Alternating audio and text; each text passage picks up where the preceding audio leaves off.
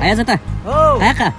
Sexte iştegen kızlarıma get ota. Kimga qilasiz bana olacaqa? Var özümdün atayın beleklerini verip kelem. İyilik alda. Belekler saldın mı?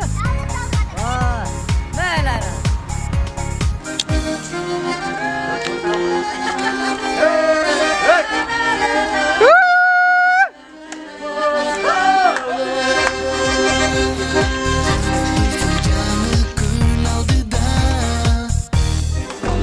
Qandaysizlar, xizmati ko'rishdi meni. Assalomu alaykum. Aqaritib, jo'g'aritib sizlarga atayin shu Suyunchi radiosidan kelib qoldik. Kelajakdan jangichingizlar meni.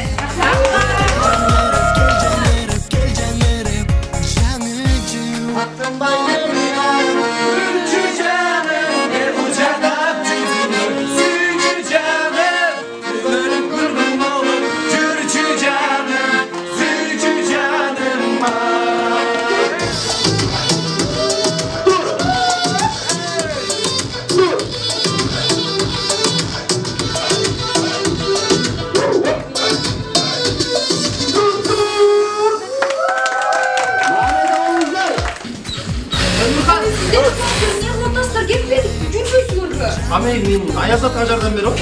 Ayazat'tan soram. Ayazotda boshqasini. Oy, bardırım ayrandan ketip kaltık canlı şurada. Gel otur, kaçta getesin, jardan bir sen de. Emirhan, bol gözlük desirek. Hazret. Kızlar işembegine dese takır gönül burç mesele mi? Cansız kaldım. Bana taşta ketip.